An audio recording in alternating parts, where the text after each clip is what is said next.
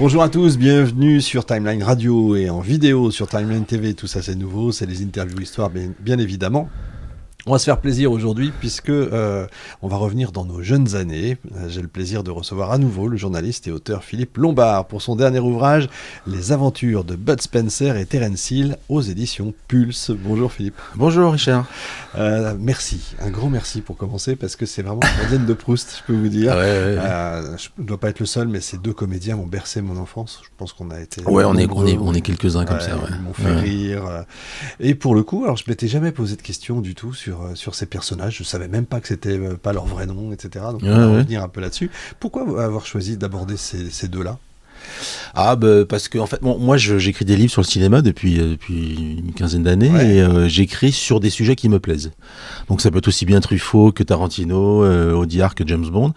Et Terence Hill et Bud Spencer, je les ai toujours aimés, donc j'ai l'âge aussi de les avoir connus dans ma prime jeunesse. Et je les ai toujours suivis. C'est-à-dire qu'à un moment donné, on les lâche, c'est-à-dire qu'à un moment donné on grandit, on les lâche, on s'en souvient, voilà. Moi je les ai jamais lâchés. Et j'ai toujours eu envie de les suivre, de revoir leurs films, même de suivre les séries télé qu'ils pouvaient faire par la suite, après les films et tout ça.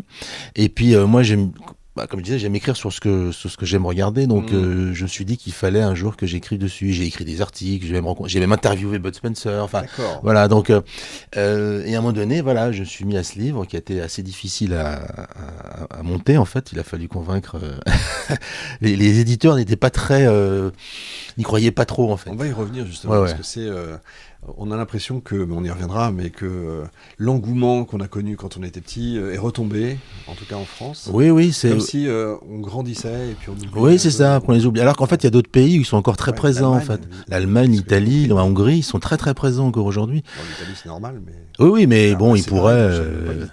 Ah bah oui, souvent on savait pas. Pour moi, c'est deux Américains perdus. Ils tournent en Floride, qu'est-ce qu'ils voulaient. C'est absolument ça. Alors, c'est quoi leur vrai nom ? Dites-nous un peu, racontez-nous déjà leur vrai nom. Alors, Bud Spencer s'appelle Carlo Pedersoli. Et loin du Bud Spencer. Et Terence Hill s'appelle Mario Girotti. Ouais. Voilà, il y en a un qui vient de Naples, l'autre qui vient de Venise. C'est vraiment des Italiens pur jus. Terence Hill, sa mère est allemande. Ce qui explique un peu le blond aux yeux bleus, tout ça. Il a vécu toute sa jeunesse pendant la guerre. Ils sont partis en Allemagne, à côté de Dresde. Son père a travaillé comme chimiste, je crois, là-bas. Et donc, quasiment, sa langue maternelle, c'est quasiment l'allemand, en fait. Et ce qui fait qu'après, quand il a travaillé en Allemagne dans les années 60, ou quand il venait faire des promos en Allemagne de ses films, il répondait en allemand, quoi.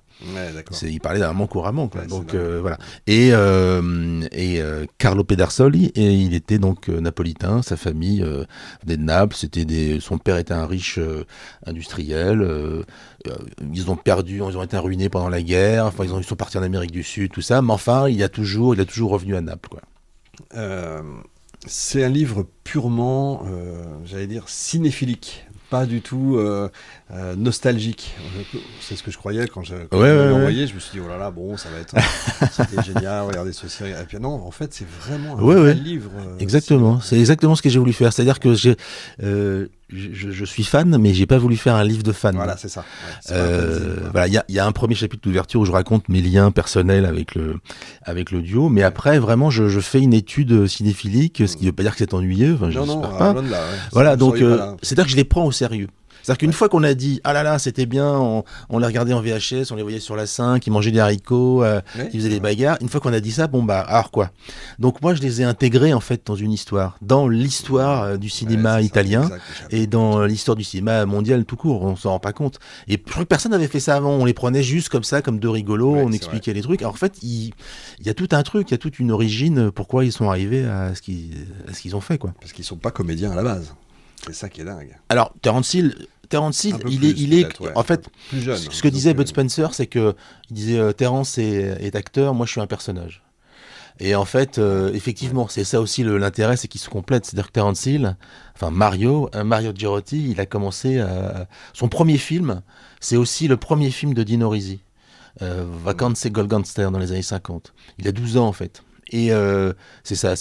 Il voulait être un peu de comédien sans savoir, et c'est sa mère qui l'a amené à un casting, et il l'a eu. Et ensuite, il a fait, dans sa jeunesse, il a fait des films, il faisait un peu des jeunes loupards, ensuite des jeunes premiers, des officiers, etc.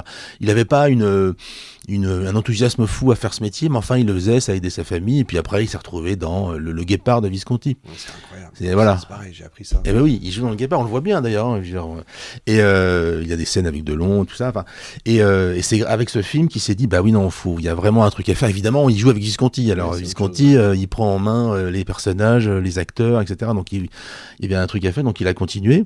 Et puis, et pendant ce temps-là, Bud Spencer, donc Carlo Pedersoli, lui, c'est un champion de natation. Ouais, c'est un sportif. Vraisemblable. Quand on le connaît après. Bah oui, quand on voit des photos de lui aux Jeux Olympiques dans les années 50, il est magnifique, quoi. Il est grand costaud, il est pas barbu. C'est le premier nageur italien à être passé sous la barre de la minute aux 100 mètres. Et il faisait pas trop d'efforts, mais il était assez comment dire, il réussissait il a pas gagné de médaille aux Jeux Olympiques, mais par contre il gagnait des titres incroyables, quoi. Il est décédé il y a 10 ans. Il y a 10 ans cette année, ouais. Ça fait drôle, alors que Bud Spencer a presque 90 ans, lui. Terence Hill Terence Hill. Terence Hill, oui, il est né en 1939.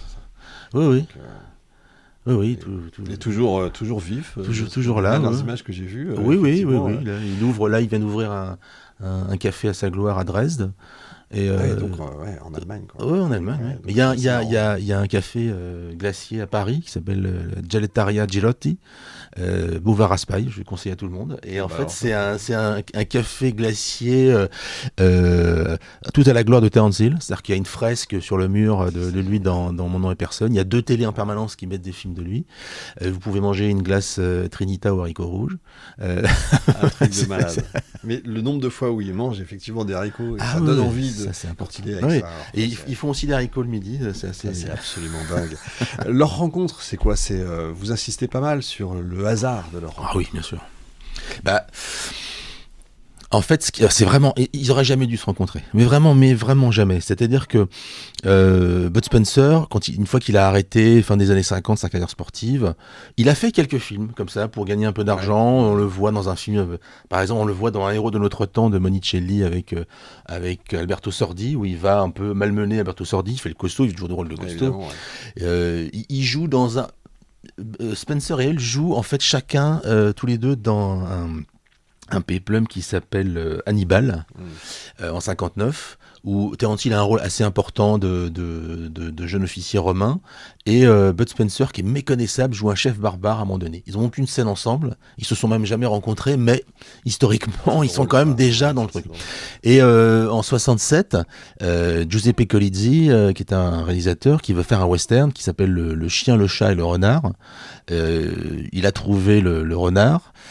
Il a trouvé le chat, qui va être un acteur italien qui a comme pseudo Peter Martel, et il cherche le chien. Et donc il fallait un gros costaud. Il se souvient, sa femme se souvient de ce fameux Carlo Pedersoli. Tiens, qu'est-ce qu'il est devenu ? Il serait pas mal pour le rôle. Donc il l'appelle et il lui demande s'il sait parler anglais. Il dit non, je parle pas anglais. Est-ce qu'il est déjà monté sur un cheval ? Jamais. Est-ce qu'il est barbu ? Il dit non, je me rase tous les matins. Ah bon, il était un peu embêté parce qu'il voulait tout ça. Et c'est ça. Et en fait, il lui dit bon il lui propose telle somme, et l'autre il lui demande le double, quoi. Et donc bon, alors Colizzi repart, et puis à un moment il trouve personne, donc il insiste, et Bud Spencer obtient en fait la somme qu'il voulait, parce qu'en fait il a une dette à rembourser. Bud Spencer, il fait du cinéma parce qu'il a une dette remboursée. Faut quand même voir ça, quoi. Donc il accepte ce truc en disant bon, c'est un peu comme Lino Ventura en fait, qui tout d'un coup on lui dit il veut pas le faire toucher le Paul Grisby, on insiste, et puis bon, il va faire ça une fois, et puis voilà, on verra bien, quoi. Et Bud Spencer, c'est ça pour lui. Il va en Espagne, on l'a envoyé en Espagne, il va faire juste un western, bon, ok. Et puis au début du tournage, bon, les versions des uns et des autres sont très différentes, mais Peter Martel, ça lui casse la jambe. La version la plus croustillante, c'est que il s'est disputé avec sa femme à l'hôtel la veille du tournage, et qu'il a voulu lui donner un coup de pied. Elle a évité le coup, et le pied est arrivé dans le mur. Il s'est cassé le pied, donc il a fait voilà. Bon, il y a d'autres versions, mais enfin voilà. Et donc il est plâtré, donc pour faire un pistolero à cheval, c'est compliqué. Donc le producteur se précipite, il retourne à Rome pour chercher quelqu'un. Il va sur le tournage de Little Ritanel West, qui est un petit western comique musical qui met en valeur une chanteuse de l'époque. Et il y a Terence Hill en fait, qui est là et qui fait un peu le pistolero taciturne, voilà, qui est pas du tout comique encore à ce moment-là. Ouais. Parce qu'en fait, je fais juste une parenthèse, il est parti tourner des premiers westerns européens qui étaient en Allemagne, les Winnetou, d'après des romans allemands, et donc il était là-bas, et il s'est rendu compte qu'il se passait des choses en Italie, donc il est revenu en Italie, mais il arrive après tout le monde, quoi. Il y a Clint Eastwood, Franco Nero, etc. Donc il fait un peu ce qu'on lui demande, parce qu'en Italie, on imite toujours le succès qui vient de se faire. Donc, et le producteur, en voyant Terence Hill, dit, mais toi, avec ton chapeau, tes yeux bleus, mal rasés, tu ressembles à Franco Nero, qui est la grande star de Django et tout ça. Donc c'est pour ça qu'ils le prennent en fait, parce qu'il ressemble à quelqu'un d'autre. Ouais, et donc il le ramène, il arrive en Espagne, et donc il fait un peu de plus ou moins de duo, mais qui est pas centré sur ce duo avec Bud Spencer.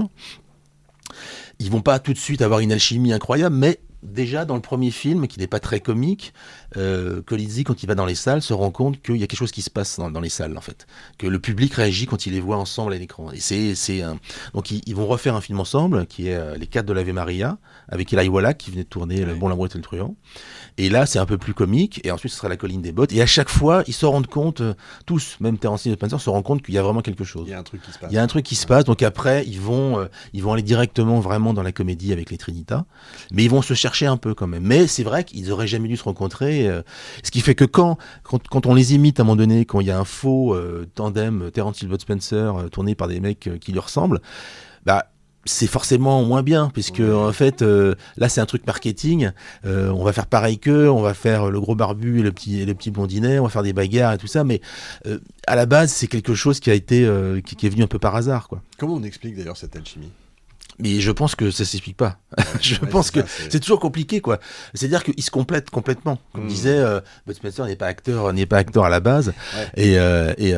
Et ensuite, l'autre est acteur, ils se ressemblent pas du tout. Et puis dans la vie, ils sont très différents. Je veux dire, c'est une vérité que de dire que Bud Spencer, il pense qu'à bouffer, et Terence Hill, lui, il se nourrit d'une pomme. Hein. Je veux dire, dans la vie, c'est ça, quoi. D'accord. Donc, ils sont vraiment complètement opposés, mais ils se complètent, quoi. Et est-ce qu'ils s'entendaient très bien ? A priori, oui. Parce que ça arrive souvent bien sûr, on pourrait se dire. Mais a priori, oui, ils s'entendaient. C'est-à-dire que, comme disait Bud Spencer, on passait pas nos vacances ensemble. C'est-à-dire que on se revoyait tous les ans pour un film qui durait 3 mois. On était contents de se retrouver. Mais après, en plus, il y en a un qui vivait, Bud Spencer vivait en Italie, et Terence Hill vivait aux États-Unis, donc puis ils tournaient beaucoup l'un et l'autre. Mais non, mais ils s'entendaient bien. Et comment arrive ce changement de nom ? Pourquoi ce changement de nom ? Parce qu'en fait, c'est étonnant parce que déjà en 67, il y a déjà des acteurs qui ont repris leur nom italien. Giuliano Gemma, qui s'appelait Montgomery Wood, il est redevenu Giuliano Gemma. Sergio Leone, qui avait signé pour une poignée de dollars, Bob Robertson a repris son nom italien. Ouais. Mais il y avait encore cette idée à la fois on pouvait plus faire croire que c'était des westerns américains. On savait très bien que maintenant que c'était des westerns italiens, c'est ce qui marchait. Mais le distributeur espérait sortir le film aux États-Unis, donc il valait mieux mais avoir des noms anglophones. Et donc Bud Spencer dit qu'il a trouvé son nom en s'inspirant de Bud, la Budweiser, la bière, et Spencer dans son acteur préféré qui était Spencer Tracy. Voilà. Et Terence Hill, a priori, il y avait une liste de noms et ça correspondait aux initiales de sa mère, je crois que c'est ça. J'ai plus le truc parce qu'il y a tellement de versions différentes. On a souvent dit pendant des années, Terence Hill aussi le disait, que sa femme qui était américaine et qui était son coach d'anglais sur le film, s'appelait Hill. En fait, non, pas du tout. Elle était américaine, mais elle avait un nom plutôt à la consonance allemande, donc ça. Mais pendant des années, ça faisait bien de dire, ouais, j'ai pris le nom de ma femme, moi je suis hyper ouvert. Évidemment, voilà. Bien sûr. On est en plein dans en plein dans ce fameux western spaghetti, en fait. C'est quoi le western spaghetti ? Parce que, en fait, l'expression paraît. Alors, il faut pas le dire. Moi, je dirais, il faut. Ouais. Ah, c'est très dévalorisant. Les Italiens ne le disent pas. Hein. Il faut dire western italien ou à l'italienne. C'est-à-dire que. En fait, ça aussi, c'est ça qui est beau là, dans tout ça, je trouve, c'est aussi un peu le hasard. C'est-à-dire que le cinéma italien fonctionne par par période en fait. Donc fin des années 50 jusqu'au milieu des années 60, c'est le péplum qui fonctionne. Donc il y a des grands péplums, il y a des péplums fauchés, il y a Hercule, Massiste, il y a des massistes, t'as pu savoir qu'en faire. Le premier film de Sergio Leone, c'est Le Colosse de Rhodes, et lui-même avait travaillé en tant qu'assistant sur des péplums américains tournés à Rome, parce que beaucoup venaient tourner à Rome. Jean Bénur s'est tourné à Cinecittà, tout ça. Et donc en fait, à un moment donné, ça s'arrête, quoi. C'est-à-dire que, ils en ont fait des centaines, donc forcément, à un moment donné, mais on sait plus quoi faire. Ils savent plus vers quoi aller. Et il se trouve que, justement, je parlais tout à l'heure des westerns allemands, les Winnetou, qui fonctionnent en Europe. Ils se disent, tiens, on peut peut-être faire ça aussi. Donc, il commence à y avoir des westerns italiens tournés un peu en Espagne, mais qui se font passer pour des westerns américains, de petites séries B, où on imite le style américain. Et puis, tout d'un coup, arrive Sergio Leone, qui, lui, va avoir une idée incroyable qui est de faire le remake d'un film japonais de samouraï, Yojimbo d'Akira Kurosawa, où on voit un samouraï errant qui arrive dans un village qui est aux prises entre deux clans, et lui il va vendre ses services à chacun des deux clans, etc. Voilà. Et quand il voit le film, d'ailleurs a priori c'est Enzo Barboni qui lui a conseillé d'avoir le film, c'est le futur réalisateur de Trinita. Donc ça, je trouve ça formidable. J'adore. Voilà. Bon, il serait sans doute allé le voir à un moment donné, mais tout de suite, il s'est dit, il y a un truc à faire. Il voyait bien l'imaginer comme un western, quoi. Et même Clint Eastwood dira que des années plus tard, quand il avait vu le film aux États-Unis, quand il était sorti du film, il disait, mais c'est un vrai western, il faudrait faire ça en western. Mais voilà, il s'est dit ça, puis c'est tout, quoi, sans savoir que c'est lui qui allait. Et donc, ce film-là fait un énorme succès. C'était pas prévu, évidemment, comme tous les grands succès. C'est gigantesque, donc tout le monde se met à faire au western.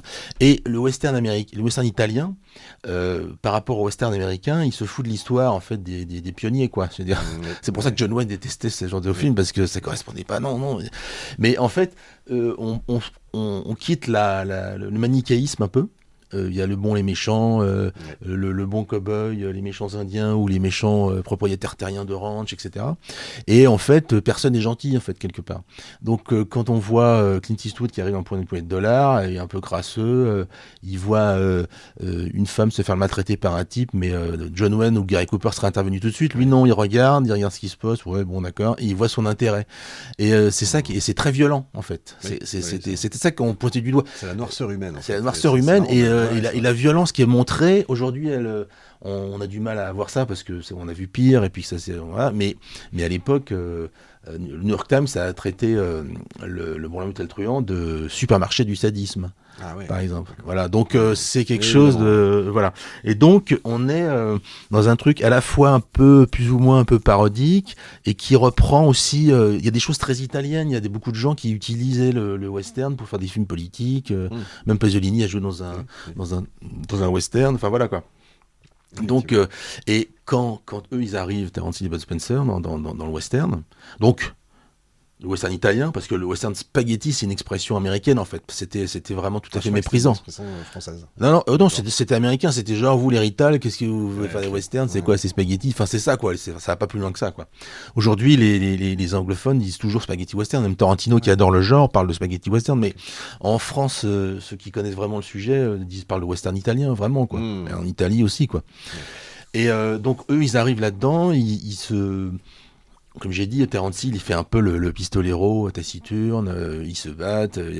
C'est très étonnant de voir ses premiers films où on voit Terence Hill en sang, tabassé, etc., quoi. Et il va même lui-même, seul, après le succès du Pardonne-moi pas, il va faire un Django prépare ton cercueil, où il reprend vraiment le personnage que jouait Franco Nero.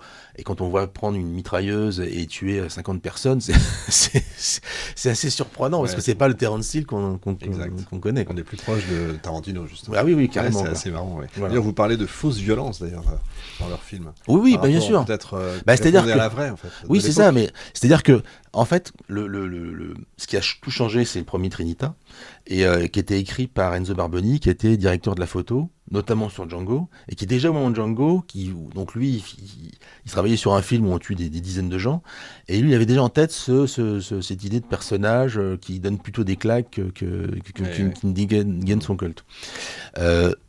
Et en fait, il a essayé de vendre ça un peu partout, et personne n'en voulait, parce qu'en fait, justement, la norme, c'était le western violent, quoi. Bien sûr. Les bagarres, les fusillades, les tortures, etc., l'action, etc. Et donc là, c'était très bavard.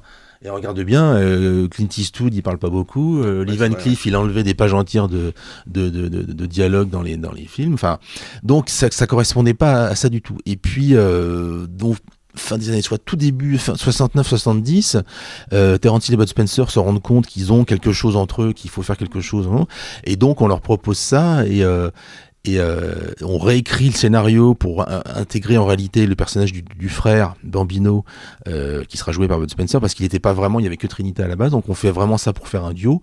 Et il y a un producteur, Italo Zingarelli, qui accepte, c'est le seul à accepter. Tous les films à cette époque étaient des coproductions, là il est producteur seul. Et en plus, il est aussi distributeur de films. Donc en fait, il fait un carton énorme. Il produit seul et il distribue le film. Donc ça fait 10 millions d'entrées en Italie. Le deuxième ferait 14 millions d'entrées. Wow. Il s'est acheté des vignes en Toscane depuis et ça existe encore aujourd'hui, c'est sa famille qui s'occupe de ça. Ouais. Donc il a eu vraiment le pif là-dessus. Et ce qui est drôle, c'est qu'évidemment tout le monde va faire ça. C'est-à-dire que le western est en train de mourir et tout d'un coup, paf, on passe un peu à la parodie et des faux Trinita, il y en a à l'appel. Ouais, et on va arriver à Mon nom est personne. Parce qu'en fait, on peut penser que Sergio Leone qui disait que Trinita c'était nul, pourquoi les gens se marraient, trouvaient ça. Et en fait, je pense qu'il était un peu jaloux en fait, parce que le Trinita ça marche plus que il était une fois la Révolution. Donc il reprend en fait le personnage de Terence Hill, il le fait affronter Henry Fonda qui est vraiment le représentant du western classique américain. Et donc il y a un truc qui est pensé en fait, c'est pas juste je vais faire mon Trinita à moi, il y a vraiment un truc qui permet c'est une vraie conclusion du western italien quoi. Oui, je comprends. D'ailleurs on a l'impression que Terence Hill peut faire une carrière tout seul et d'ailleurs il fera une carrière aussi. Oui, bien sûr. Parce que Bud Spencer. Ah non, Bud Spencer, il a toujours fait les mêmes personnages, mais il a fait beaucoup de films. Il a tourné, en fait, après, dans les années 70, il tournait beaucoup plus de films seul que n'en faisait Terence Hill. Il tournait, on appelle Malabar, puis Place sur le Nil, etc. Quoi. Mais ceux-là, je les voyais moins. Ouais, mais il y en a certains qui sont vraiment bien. J'aimais un peu moins. Il y a un côté transgénérationnel aussi de ce duo. C'est-à-dire que nous, on a des enfants, on montre à nos enfants qui n'adhèrent pas forcément totalement. Ça dépend à quel âge on leur montre. Ouais, peut-être. Moi, je l'aurais montré très jeune. Ça a marché tout de suite. Faire ça. Ah oui. Faut pas commencer à 15-16 ans. Faut commencer à 8 ans. Dommage. À 8 ans, c'est impeccable. C'est exactement. D'accord, là, ah bah oui, là, c'est obligé, quoi. Je veux dire, les baffes, les scènes de nourriture sont très importantes aussi. Parce que je pense que quand on est gamin, on voit ces deux types qui mangent n'importe comment, qui mangent avec les doigts, qui rotent à la fin du repas, qui bouffent, ils font ce qu'ils veulent, etc. C'est étonnant, on a envie de faire ça, quoi. Et puis aujourd'hui, c'est très régressif quand on regarde ça. Ouais, je suis d'accord. Il y a un film qui est introuvable pour moi. J'arrive pas à me souvenir du nom. Ils sont tous les deux, ils sont en Floride. Et puis il y a une bombe qui explose et ils ont des super pouvoirs. Quel est le nom de ce film ? Alors en fait, c'est un film avec Terence Hill seul, qui s'appelle Un drôle de flic. C'est ça. Et en fait, oui, il est en Floride, il y a des radiations, il est irradié et il a des super pouvoirs et il les perd quand il voit du rouge. Et c'est ça, exact. Voilà, Un drôle de flic. Je crois que c'est un des premiers, voire le premier film que j'ai vu avec Terence Hill. D'accord, j'ai vu ça. Et il il est flic en uniforme et son copain flic est joué par Ernest Borgnine et c'est un peu le Bud Spencer américain. C'est pour ça que je pensais qu'ils étaient tous les deux. Il y a une espèce de mépris critique en France. Oui. Pourquoi ? Déjà à l'époque, alors ça sortait dans les grandes salles, moi je l'ai vu au cinéma, encore une fois je suis plus vieux que vous, mais c'était pas bien vu, quoi. Non, comme je pense que De Funès n'est pas très bien vu, les Charlots n'est pas très bien vu, tous les jeux. Enfin, il est pas bien vu par une certaine intelligentsia, et puis on remarque ce qui s'est passé avec le Covid, quand tout le monde était chez soi, et ça a explosé, et les gens ont redécouvert Louis de Funès, et aujourd'hui, bien sûr. Ça fait du bien, quoi. Bah oui. C'est-à-dire qu'en fait, moi j'ai regardé un peu les critiques d'époque. Quand j'écris un livre sur le cinéma, je suis pas obsédé par ça. Je trouve que les critiques, personne. Socialement, ça compte. Ça compte, mais en même temps, les gens, enfin, les énormes succès, les gens qui faisaient ces succès-là, qui allaient au cinéma voir ces films-là, se foutaient un peu des critiques. Ils lisaient pas les critiques de Rabbi Jacob ou du Journal extraterrestre. Le Journal extraterrestre, ça fait 5 millions d'entrées. Je veux dire, je pense que ça a été détruit par la critique.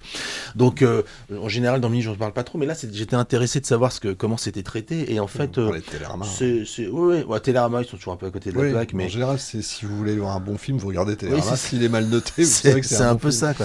Il y a certains il y a certains médias, disons généralistes, qui n'étaient pas forcément contre Terence Hill et Bud Spencer. C'est plutôt la presse cinéma qui était vraiment, évidemment, les cahiers du cinéma, tout ça. J'ai remarqué que Première les boycottait complètement. Ils s'en parlaient même pas, quoi. Ah oui. Ou alors c'était genre dans la sortie des films et aussi, et puis ils mettaient le titre et puis c'était tout, quoi. Mais des revues comme Starfix, par exemple, on parlait vraiment très bien, quoi. Oui. Mais c'était assez rare. Mais en même temps, ils étaient assez présents dans les médias, c'est ce qui était bien aussi. C'est qu'en fait, Terence Hill et Spencer, on les voyait ensemble ou séparément, chez Drucker, chez Dulux. Ça, je me souviens dans les Champs-Élysées, évidemment. Il y a un truc dont on reparle de plus en plus en ce moment, grâce ou à cause de l'IA, c'est le doublage. Ouais. Le doublage fait beaucoup pour ces films-là. À l'époque, nous, on voyait très peu de films en VO. Il y avait très très peu de films en VO. Ils étaient tous doublés et c'était fait par des comédiens de doublage ou des vrais comédiens, donc c'était des bons doublages. C'était des bons, oui. Pas comme certains. Mais n'allez pas croire que je dis toujours c'était mieux avant. Hein. Mais pour le coup, oui, mais on le sait que c'était mieux avant. Ça dépend des fois. Mais il y avait des super doublages et parfois quand on voit le film en VO, on se disait c'est quand même moins bien.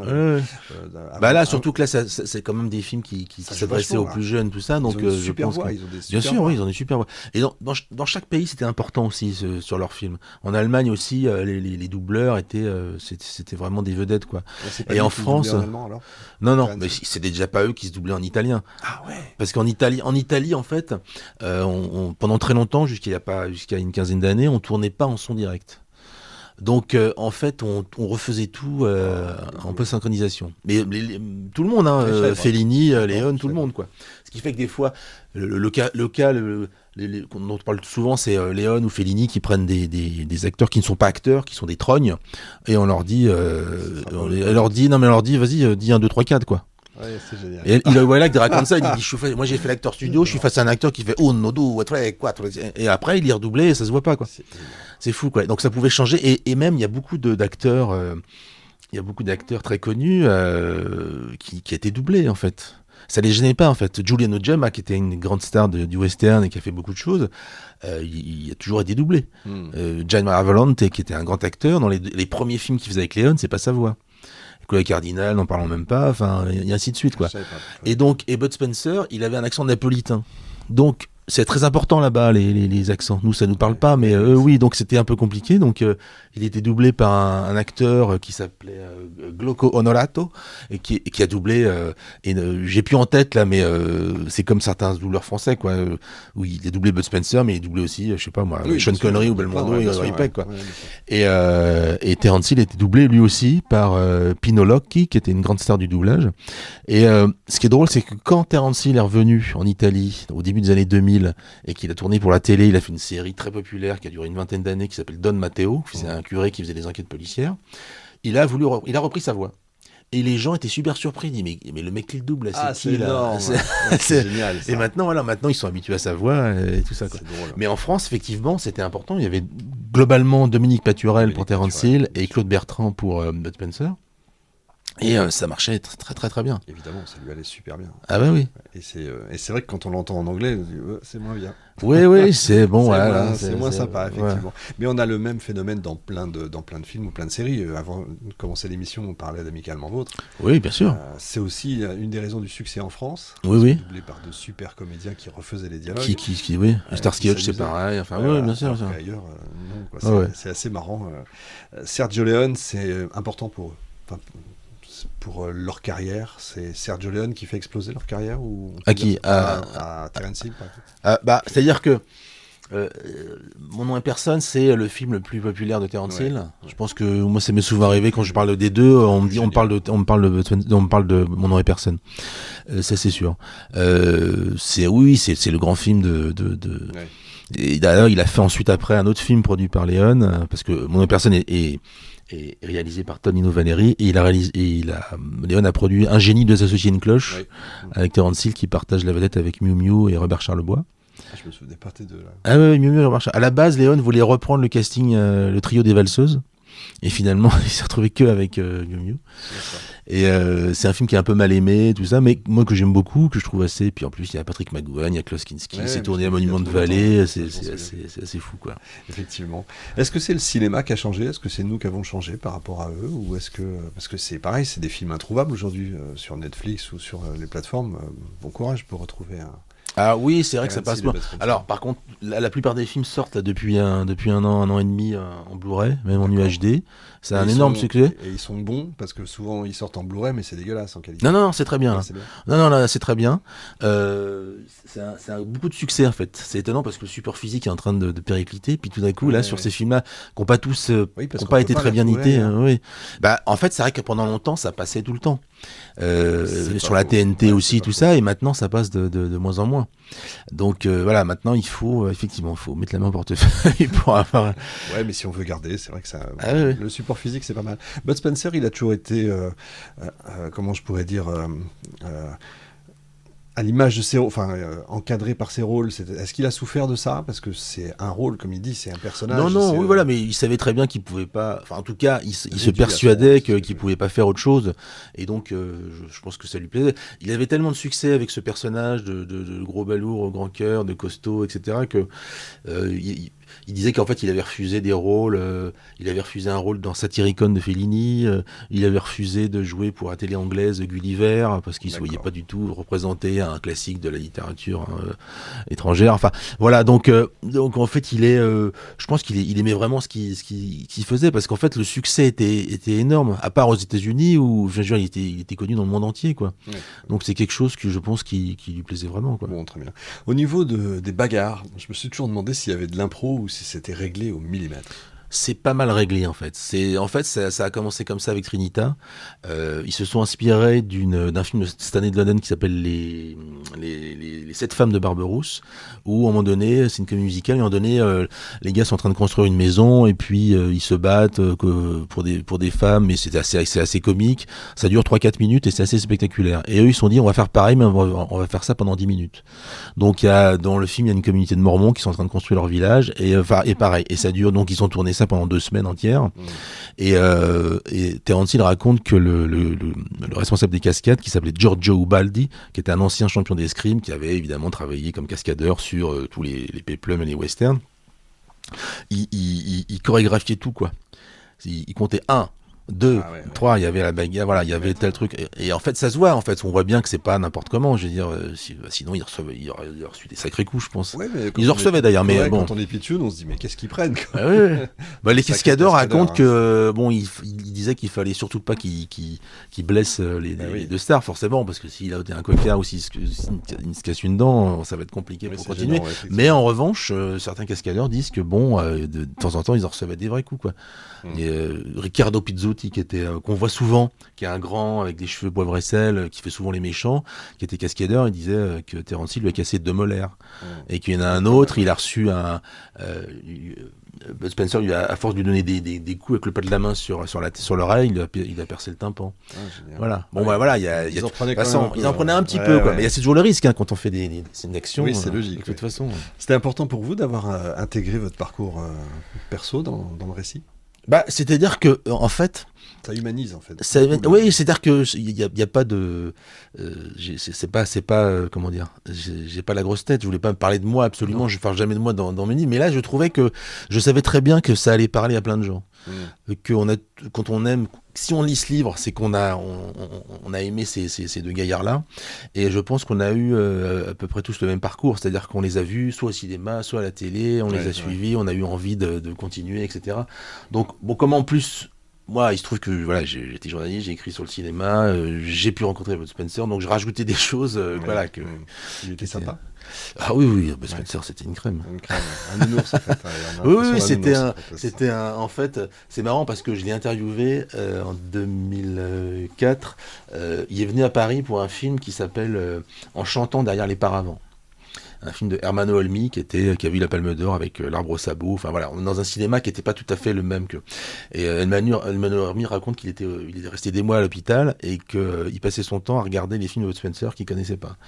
Et il dit c'est formidable et tout, et donc je vais l'intégrer dans mon prochain film. Donc là, c'est un truc très onirique sur une histoire avec une chinoise. C'est à la fois vrai et puis faux. Puis Bud Spencer fait un pirate qui raconte l'histoire. Bon, moi j'ai trouvé ça un peu ennuyeux quand je l'ai vu, mais quand j'ai appris qu'il venait à Paris, j'ai travaillé dans un site internet, j'ai dit il faut absolument que j'interviewe. C'est pas possible, quoi. Donc j'ai fait le forcing et puis finalement j'ai eu une demi-heure avec lui. Donc on a parlé de ce film-là et il disait qu'enfin il était devenu acteur et tout ça.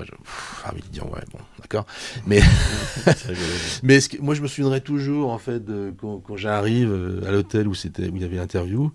Il y a l'attaché de presse qui dit Monsieur Spencer vous attend. Et je vois au bout du couloir, il est debout, il m'attend, il est gigantesque. Ah.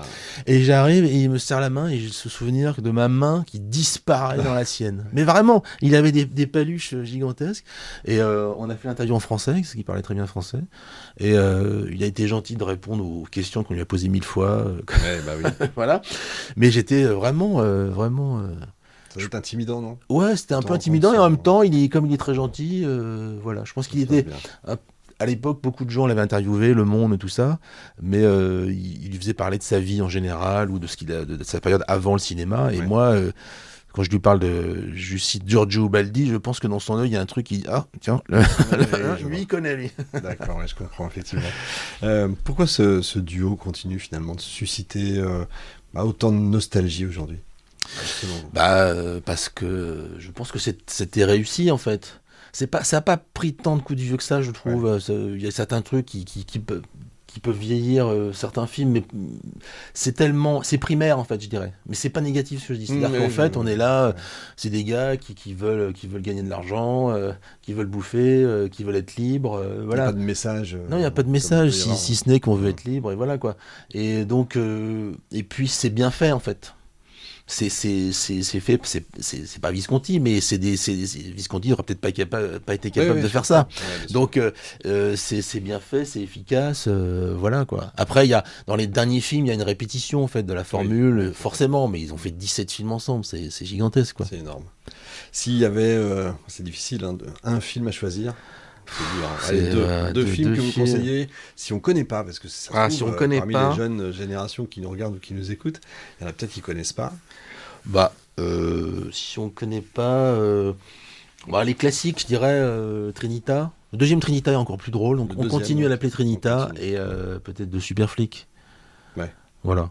Moi j'ai une tendresse pour certains qui sont moins connus, mais comme Maintenant on l'appelle Plata ou Les Deux Missionnaires. Qui sont les deux missionnaires, ça se passe au XIXe siècle en Amérique du Sud. Ils font donc deux missionnaires qui vont s'occuper de gens qui sont pris entre eux à un propriétaire terrien qui les exploite et l'Église.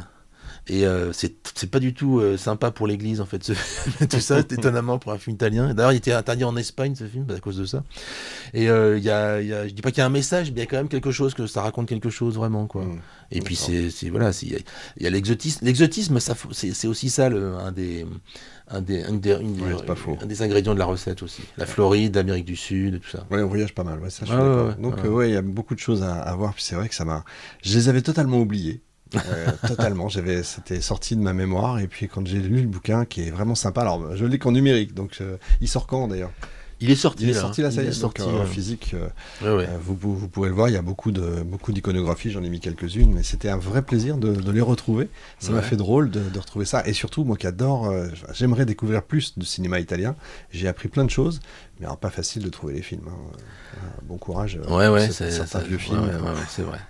Pas évident, il faut que je me relance dans le Guépard d'ailleurs, j'aimerais bien le voir, le Guépard. Winnetou, je me souviens de cette série, j'étais fou amoureux de cette, je vous la remets là en photo, de cette indienne qui était magnifique, elle avait des yeux somptueux. C'était une Allemande. Je me souviens de cette... oui, c'est incroyable, je savais même pas que c'était une série allemande, mais...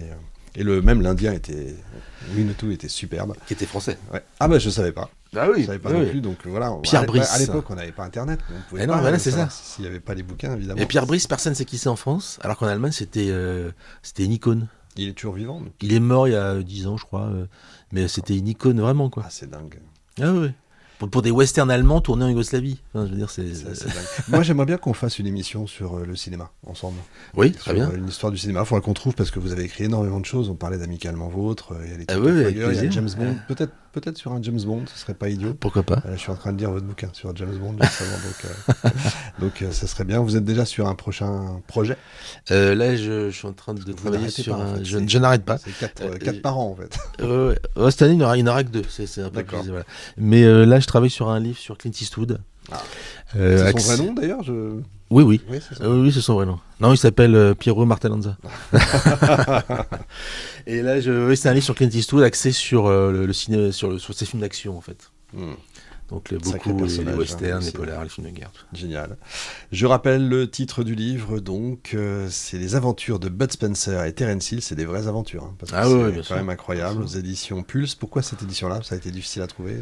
En fait, les éditions Pulse, ils font beaucoup de films, de livres sur un peu cette culture un peu décalée, culture populaire, tout ça. Okay. Et là, ils viennent de sortir un livre sur les films de cannibales italiens, par exemple. Ah oui, effectivement. C'est effectivement. C'est des livres qu'on ne va pas pouvoir placer vraiment chez des éditeurs classiques. Pourtant, vous en avez connu beaucoup des éditeurs. Oui, mais c'est déjà arrivé d'en parler. Terence Hill et Bud Spencer. Moi, j'ai le souvenir d'avoir été voir chez un grand éditeur, d'avoir parlé avec une éditrice de ce projet-là, et je voyais bien qu'elle savait pas de quoi je lui parlais. Je voyais bien. Jeunes, en plus, je voyais bien que voilà. Formidable, Philippe Lombard, vous êtes formidable. Merci beaucoup. Merci. Mais je vous l'avais déjà dit, je vous le redis. Redites-le moi. Vivement le prochain, vous me l'envoyez pareil. D'accord, très bien. On se revoit avec grand plaisir. Merci beaucoup. Moi aussi. Merci beaucoup. Merci. À très bientôt.